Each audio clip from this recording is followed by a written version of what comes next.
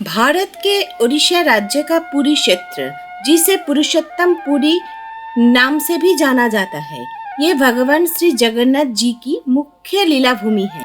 इसी प्रतीक के रूप श्री जगन्नाथ से संपूर्ण जगत का उद्भव हुआ है।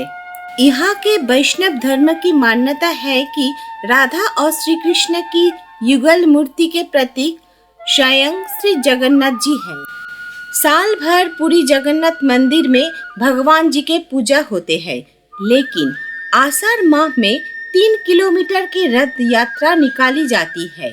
चलिए इस वीडियो में रथ यात्रा के बारे में थोड़ा सा जानकारी ले लेते हैं।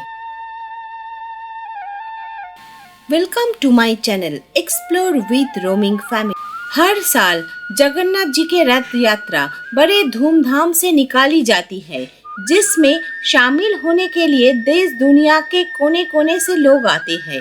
इस बार भगवान जगन्नाथ जी के 146वीं रथ यात्रा निकाली जा रही है। उड़ीसा के पुरी शहर में लाखों लोगों की भीड़ पहुंच चुकी है। ये वैष्णव मंदिर श्री हरि के पूर्ण अवतार श्री कृष्ण को समर्पित है। पूरे साल इनकी पूजा मंदिर के गर्भगृह में होती है, लेकिन आषाढ़ माह में 3 किलोमीटर की अलौकिक रथ यात्रा के जरिए इन्हें गुंडीचा मंदिर लाया जाता है। कई लोगों के मन में अक्सर सवाल होता है कि जगन्नाथ रथ यात्रा क्यों निकाली जाती है और इसका क्या महत्व है। अगर आप भी यह जानना चाहते हैं तो चलिए आगे वीडियो देखते हैं।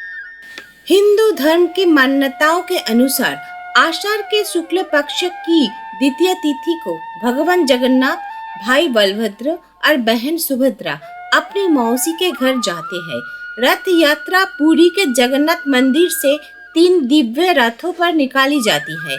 सबसे आगे बलभद्र का रथ, उनके पीछे बहन सुभद्रा और सबसे पीछे जगन्नाथ देव का रथ होता है। इस साल जगन्नाथ यात्रा 20 जून से शुरू होगी और इसका समापन 1 जुलाई को होगा। पद्म पुराण के अनुसार भगवान जगन्नाथ की बहन ने एक बार नगर देखने की इच्छा जताई। तब जगन्नाथ और बलभद्र अपनी लाडली बहन सुभद्रा को रथ पर बैठाकर नगर दिखाने निकल पड़े। इस दौरान वे मौसी के घर गुंडीचा भी गए और वहाँ 7 दिन ठहरे। तभी से जगन्नाथ यात्रा निकालने की परंपरा चली जा रही है। नारद पुराण और ब्रह्म पुराण में भी इसका जिक्र है। मान्यताओं के मुताबिक मौसी के घर पर भाई बहन के साथ भगवान खूब पकवान खाते हैं और फिर वो बीमार पड़ जाते हैं। उसके बाद उनका इलाज किया जाता है और फिर स्वस्थ होने के बाद ही उन्होंने लोगों को दर्शन देते हैं। अब चलिए जगन्नाथ मंदिर से जुड़े इतिहास का थोड़ा सा जानकारी ले लेते हैं।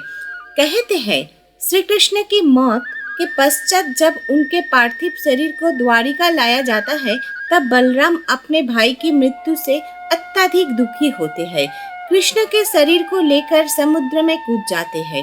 उनके पीछे पीछे सुभद्रा भी कूद जाती है। इसी समय भारत के पूर्व में स्थित पुरी के राजा को स्वप्न में आता है कि भगवान का शरीर समुद्र में तैर रहा है, अतः उन्हें यहाँ कृष्ण की एक विशाल प्रतिमा बनवानी चाहिए और मंदिर का निर्माण करवाना चाहिए। उन्हें सपने में देवदूत बोलते हैं कि कृष्ण के साथ बलराम सुभद्रा की लकड़ी की प्रतिमा बनाई जाए और कृष्ण की अस्थियों को उनकी प्रतिमा के पीछे छेद करके रखा जाए। राजा का सपना सच हुआ। उन्हें कृष्ण के अस्थियां मिल गई, लेकिन अब वो सोच रहा था कि इस प्रतिमा का निर्माण कौन करेगा। माना जाता है शिल्पकार भगवान विश्वकर्मा जी एक बढ़ई के रूप में प्रकट होते हैं और मूर्ति का कार्य शुरू करते हैं।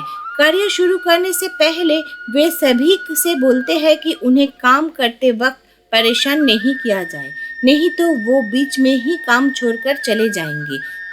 कुछ महीने हो जाने के बाद मूर्ति नहीं बन पाती है। तब उतावली के चलते राजा बढ़ई के रूम का दरवाजा खोल देते हैं। ऐसे होते ही भगवान विश्वकर्मा जी ने गायब हो जाते हैं। मूर्ति उस समय पूरी नहीं बन पाती है, लेकिन राजा ऐसे ही मूर्ति को स्थापित कर देते हैं। वो सबसे पहले मूर्ति के पीछे भगवान श्री कृष्ण जी के अस्थियां रखते हैं। 800 साल पुराने इस मंदिर में भगवान कृष्ण को जगत के नाथ जगन्नाथ जी के रूप में पूजा जाता है और इनके साथ उनके बड़े भाई बलराम और बहन सुभद्रा भी विराजमान है। रथ यात्रा में तीनों ही देवों के रथ निकलते हैं। रथ यात्रा के दौरान भगवान जगन्नाथ के साथ भाई बलराम और बहन सुभद्रा के लिए अलग अलग रथ होते हैं और इन रथों को बनाने की शुरुआत अक्षय तृतीया से होती है। तीनों देवताओं के रथ के रंग और ऊंचाई अलग अलग होते हैं। भगवान बलराम जी के रथ को लाल ध्वज कहा जाता है और इसकी पहचान लाल और हरे रंग से होते हैं। सुभद्रा के रथ का रंग काला या नील रंग का होते हैं, जिसमें लाल रंग भी होते हैं। और भगवान जगन्नाथ जी के रथ को नंदी घोष अथवा गरुड़ ध्वज कहा जाता है। इनका रथ लाल और पीले रंग का होते हैं। ये रथ हमेशा नीम की लकड़ी से बनाया जाता है, क्योंकि ये औषधीय लकड़ी होने के साथ साथ पवित्र भी मानी जाती है। हर साल बनने वाले ये रथ एक समान ऊंचाई के ही बनाई जाती है। इसमें भगवान जगन्नाथ जी के रथ 45.6 फीट ऊंचाई, बलराम जी के रथ 45 फीट एंड देवी सुभद्रा के रथ 44.6 फीट ऊंचा होते हैं। भगवान के रथ में एक भी कील या कांटे आदि का प्रयोग नहीं होता है। यहाँ तक कि कोई धातु भी रथ में नहीं लगाई जाती है। रथ की लकड़ी का चयन बसंत पंचमी के दिन और रथ बनाने का शुरुआत अक्षय तृतीया के दिन होते। तीनों रथ के तैयार होने के बाद इसकी पूजा के लिए पुरी के गजपति राजा की पालकी आती है। इस पूजा अनुष्ठान को छर पनहारा नाम से जाना जाता है। इन तीनों रथों की वे विधिवत पूजा करते हैं और सोने की झाड़ू से रथ मंडप और यात्रा वाले रास्ता को साफ किया जाता है।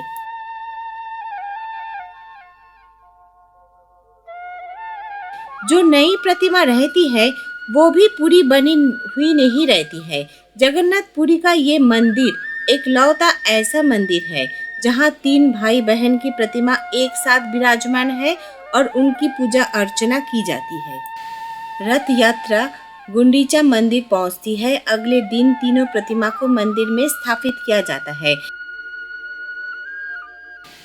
3 भव्य मूर्ति इस गुंडीचा मंदिर में एकादशी तक रहते हैं। इस दौरान पुरी में बहुत बड़े मेले के आयोजन किया जाता है। महाप्रसाद का वितरण किया जाता है। एकादशी के दिन जब इन्हें वापस लाया जाता है, उस दिन वैसे भी भीड़ उमड़ती है। उस दिन को बहुरा कहते हैं। जगन्नाथ की प्रतिमा अपने मंदिर के गर्भ में स्थापित किया जाते हैं।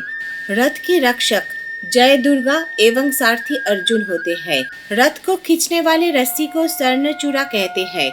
10वें दिन इस रथ यात्रा का समापन होते हैं। रथ यात्रा का आयोजन देश विदेश के कई हिस्सों में होता है। भारत देश के कई मंदिरों में श्री कृष्ण जी के प्रतिमा को नगर भ्रमण के लिए निकाला जाता है। भारत में और विदेश में इस्कॉन मंदिर के द्वारा भी रथ यात्रा का आयोजन होते हैं। तो चलिए दोस्तों, आज का वीडियो इतना ही। अगर वीडियो अच्छा लगे जरूर लाइक शेयर एंड सब्सक्राइब कीजिए जो अभी भी सब्सक्राइब नहीं किए।